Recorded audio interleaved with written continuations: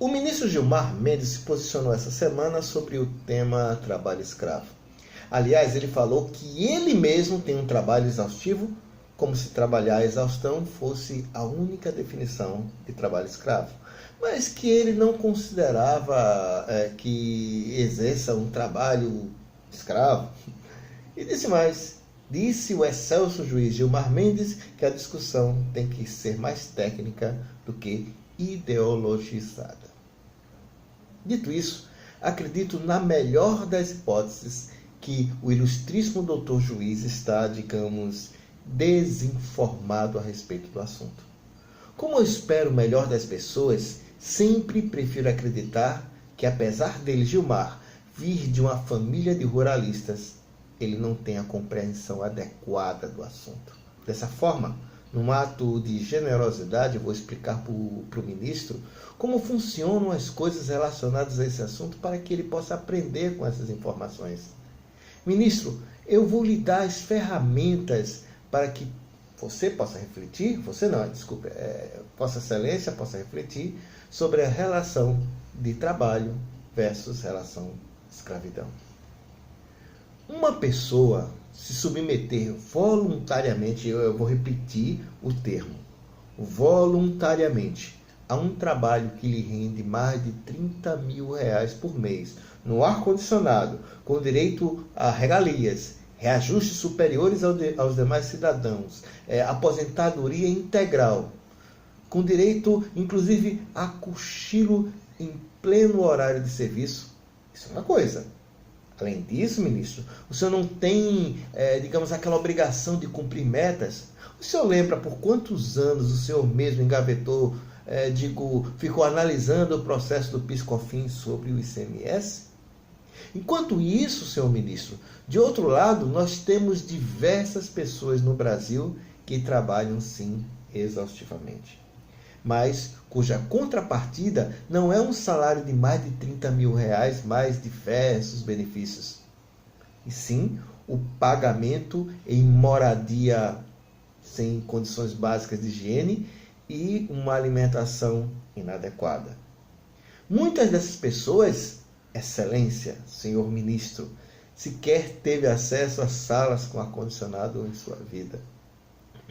Só para explicar, magnânima Excelência, excelso ministro, essas pessoas não gozam dos direitos trabalhistas estabelecidos na Constituição que o senhor jurou defender. Essas pessoas não têm a liberdade de escolha de sair e ficar devendo. Aliás, elas têm acesso restrito ao transporte para, digamos, não sair sem pagar ou não fugir. Essas pessoas têm seus documentos retidos, que eu acho que nunca aconteceu com o senhor.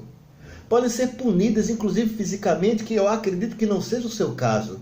E os filhos dessas pessoas, muitas das vezes, não têm qualquer acesso à educação, e o que eu acredito que também não seja o seu caso, ministro Gilmar Mendes.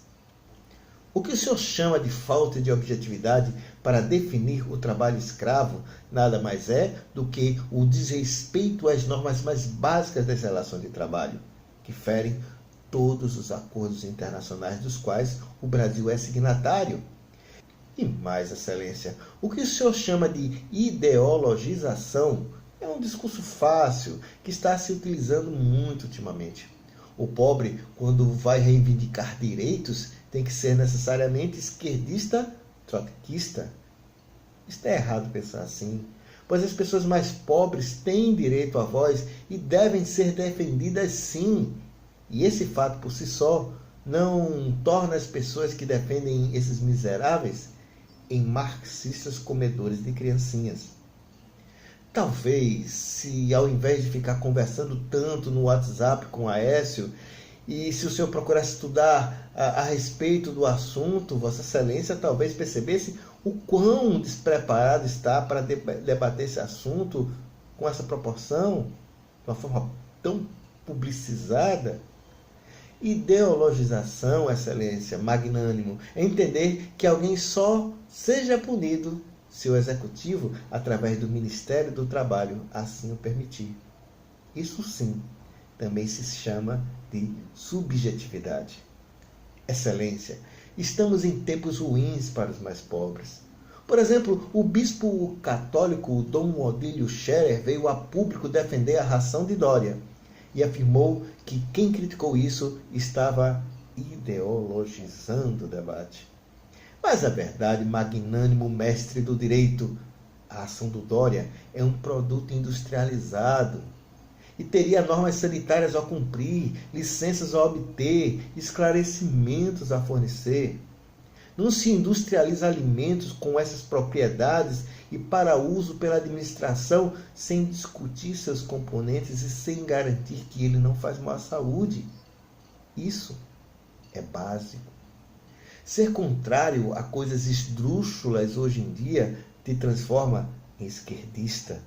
Criticar medidas arbitrárias tomadas por um presidente ilegítimo te torna comunista, defensor de morte de milhões e contra a iniciativa privada. Mas voltando ao assunto, e ainda lembrando do Michel, eu entendo que o senhor ministro do Supremo desenvolve uma relação de amizade, acho que trintenária, com o atual presidente da República. Mas, ministro, não dá para defender tudo que os nossos amigos defendem, não é verdade? Mas eu lhe entendo. Ministro, o senhor quer o bem do Brasil. Essa máquina emperrada e cheia de burocracia impede o nosso desenvolvimento e precisa ser atacada, não é verdade? Só não esqueça, ministro, de estar de olhos abertos quando determinadas pessoas quiserem passar da linha da razoabilidade. Espero que eu tenha lhe ajudado, ministro, a entender um pouquinho melhor o assunto. Mais. Valeu!